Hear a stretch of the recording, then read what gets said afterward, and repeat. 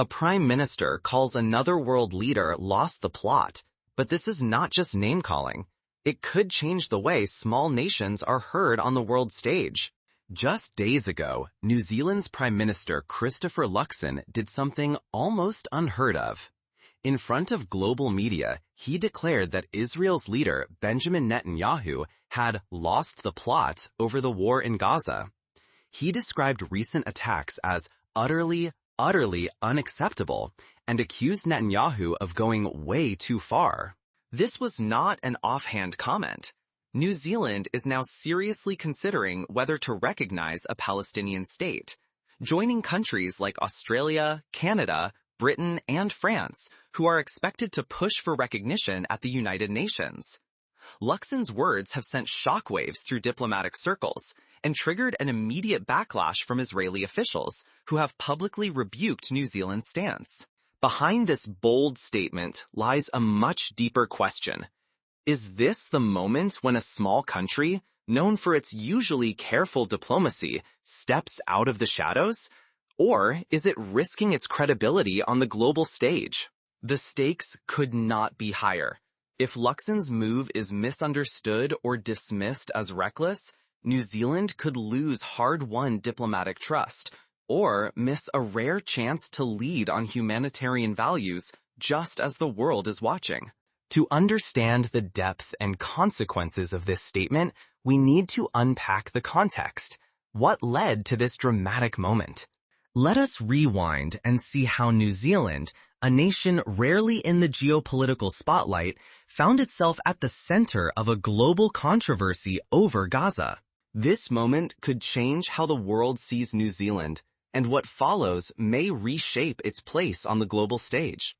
Have you ever wondered what happens when a usually quiet nation breaks all the rules of diplomacy?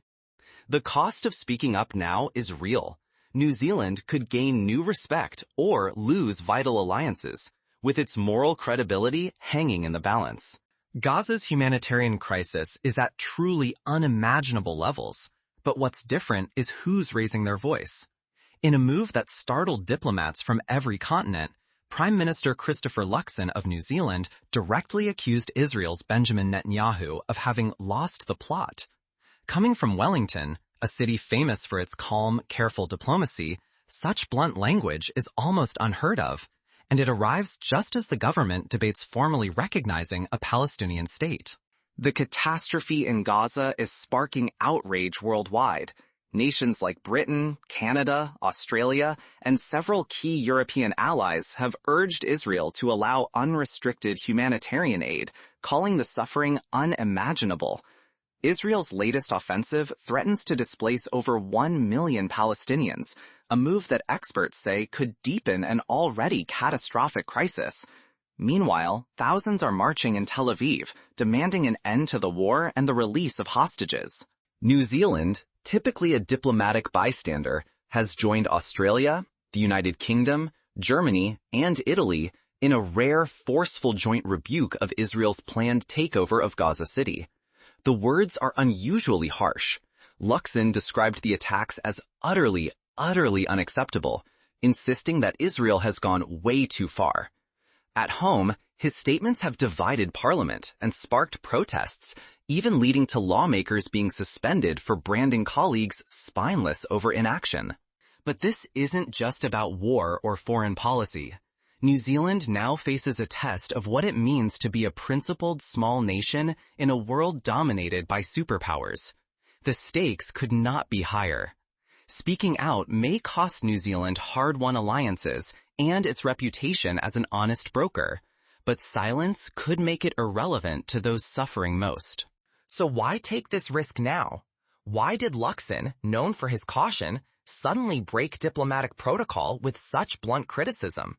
The answer lies in Netanyahu's recent decisions and the global shockwaves they have triggered. To understand why New Zealand has taken this extraordinary step, we need to look closer at the latest developments on the ground in Gaza and the international reaction they have sparked.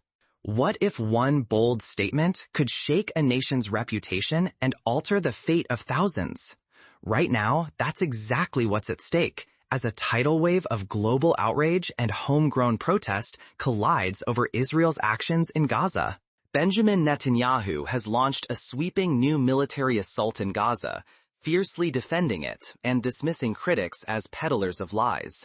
But every day, the human cost climbs higher. In recent days alone, the death of Al Jazeera journalist Anas El-Sharif in an airstrike has become a chilling emblem of civilians caught in the crossfire, reminding us that every moment lost could mean more innocent lives. Israel's government insists this offensive is a grim necessity. Netanyahu argues that any nation under threat would respond the same way. Yet his declared aim to seize control of Gaza, but without taking responsibility for its future, has fueled confusion and alarm at home and abroad. Critics warn this could drive up to 1 million Palestinians from their homes, leaving the region even more unstable and dashing hopes for peace. This is not just another round of Middle East politics. Netanyahu's latest actions have set off rare, stinging rebukes from Israel's closest Western allies. For the first time, Britain, Canada, Australia, and several European countries issued a joint warning. The new ground offensive will only deepen an already catastrophic humanitarian crisis. As Gaza's suffering reaches what world leaders call unimaginable levels, the patience of the international community is wearing thin, and so is its trust. Into this storm steps New Zealand, known until now for its quiet diplomacy. Prime Minister Christopher Luxon has broken ranks with nearly all Western leaders, publicly declaring that Netanyahu has lost the plot and that Israel's attacks on Gaza City are utterly unacceptable. Even more, Luxon's coalition is seriously considering recognizing Palestine as a state, a move that could transform New Zealand's place on the world stage for years to come. But this conflict isn't just a headline. It's tearing at the fabric of New Zealand society. Inside Parliament, debate has turned explosive. Green MP Chloe Swarbrick was thrown out for calling fellow MPs spineless for refusing to sanction Israel or recognize Palestine. Outside, protesters are banging pots and pans, demanding Parliament grow a spine. These fractures are reshaping old alliances and challenging the country's own sense of right and wrong. If these warnings go unheeded, if the offensive in Gaza rages on unchecked, the consequences could be devastating. A spiraling humanitarian disaster, destabilization across the region, and a shattering of faith in international law. New Zealand's government, by stepping out of the shadows, is staking its global credibility and its conscience on what comes next. So where does this escalating standoff go from here? As Israel digs in and New Zealand weighs recognition of Palestine, the next moves could redraw the lines for Gaza, for Israel, and for the entire world order. In the next act, we'll break down how New Zealand's stance is already reverberating across diplomatic circles, and why ordinary citizens should care about what happens next. A single diplomatic move could either reshape history or leave New Zealand dangerously exposed on the world stage. In these next crucial months, every word and action carries the risk of changing the country's global standing, for better or worse. New Zealand now walks a razor-thin line. Should it join Australia and other nations in formally recognizing a Palestinian state at the United Nations General Assembly this September, the message would be one of rare moral conviction, but the fallout could be severe.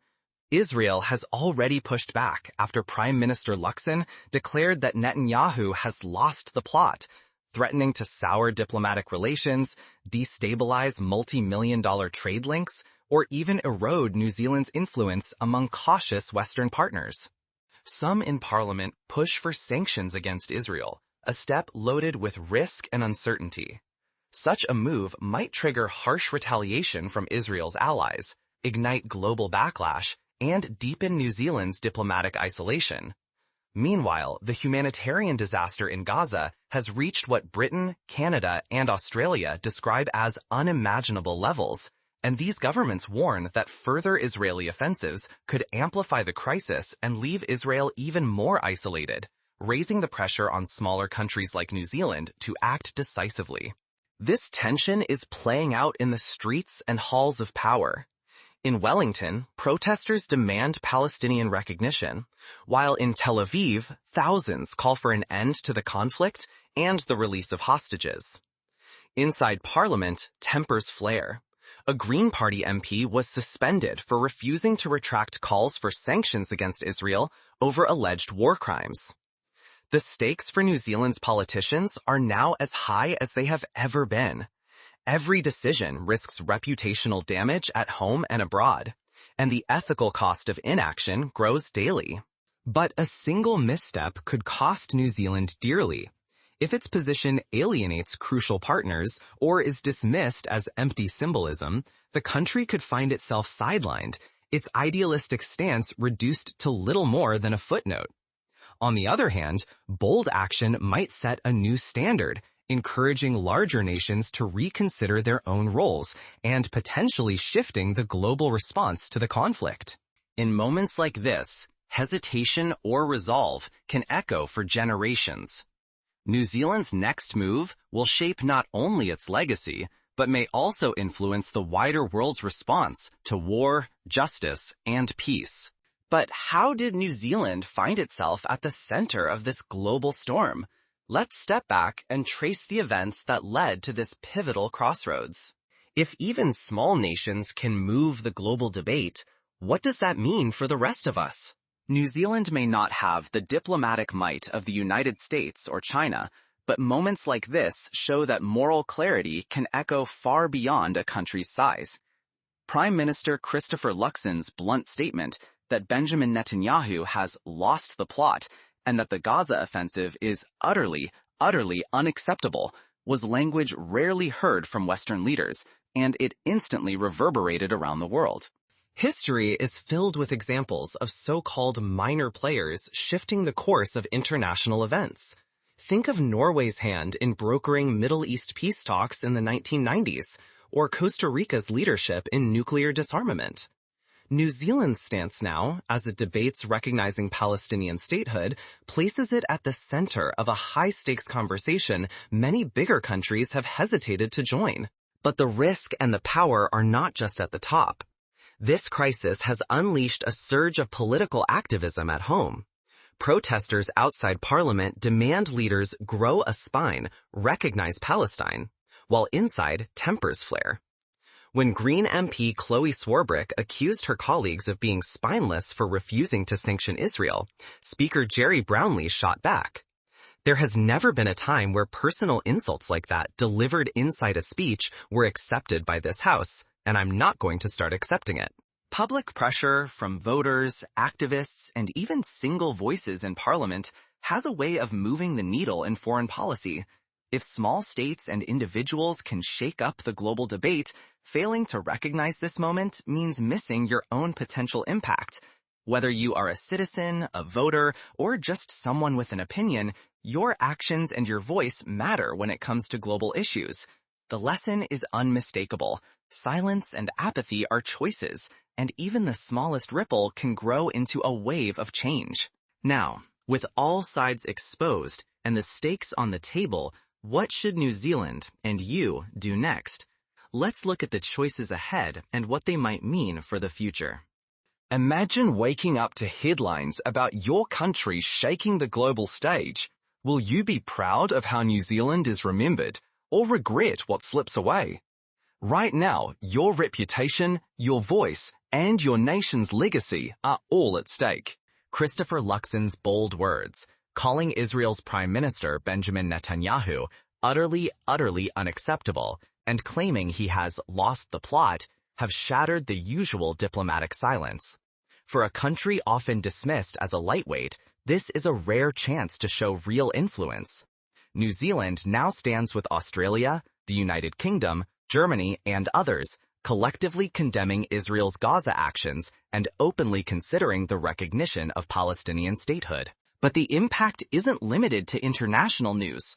These statements have already ignited passionate debates at home, fueling heated arguments in Parliament and sparking protests outside the beehive, with citizens demanding their leaders grow a spine. The world is watching. Will this be a pivotal moment? or just another news story quickly forgotten? Here's the hard truth. What New Zealanders do next could define how history remembers them.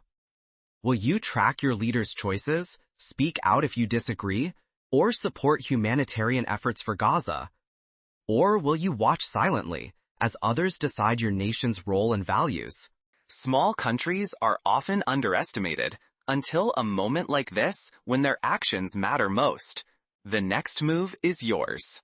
As the world holds its breath, every decision you make sends a message. The story of New Zealand's response is still being written.